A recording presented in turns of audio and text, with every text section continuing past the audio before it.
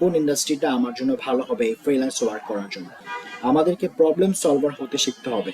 আমরা জানি প্রতিটা মানুষ আমরা প্রতিনিয়তই কোনো না কোনো প্রবলেমের মধ্যে দিয়ে আমরা যাই। আমরা যদি অন্য একটা মানুষের প্রবলেম সলভ করার স্কিল ডেভেলপ করতে পারি তাহলে অবশ্যই আমরা অনেক বেশি পরিমাণে আর্নিং জেনারেট করতে পারবো, এবং এটাই হচ্ছে সবচেয়ে সিক্রেট।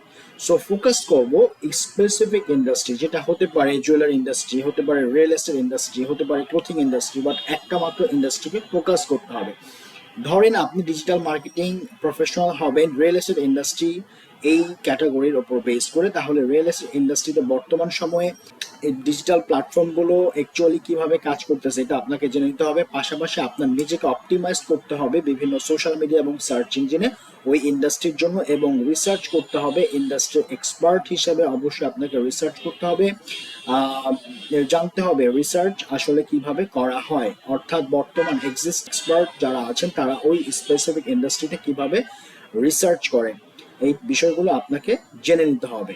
সো রিসার্চের টুলসগুলো সম্পর্কে আপনাকে আইডিয়া রাখতে হবে, এবং প্রমোশনাল যে কন্টেন্টগুলো আমরা তৈরি করি আমাদেরকে কোন স্ট্র্যাটেজি মেনটেন করে তৈরি করা উচিত সেটা আমাদেরকে বুঝে নিতে হবে, এবং সোশ্যাল মিডিয়া পাশাপাশি সার্চ ইঞ্জিনগুলোর মাধ্যমে আমরা কিভাবে লিড কালেক্ট করতে পারি সেই বিষয়গুলো জানতে হবে, এবং সেই দিকে ফোকাস রাখতে হবে। পাশাপাশি ফোকাস করতে হবে ইমেল মার্কেটিং এবং SMS মার্কেটিং ওই এক্সাক্ট ক্যাটাগরিতে কিভাবে কাজ করতেছে, এবং প্রতি বছরই এটা আপডেট হয় ইমেল মার্কেটিং এবং SMS মার্কেটিং কোন স্ট্র্যাটেজি অবলম্বন করে চলতেছে এটা জেনে নিতে হবে। পরবর্তী বছরও সেম ভাবে নিজেকে আপগ্রেড করা শিখতে হবে।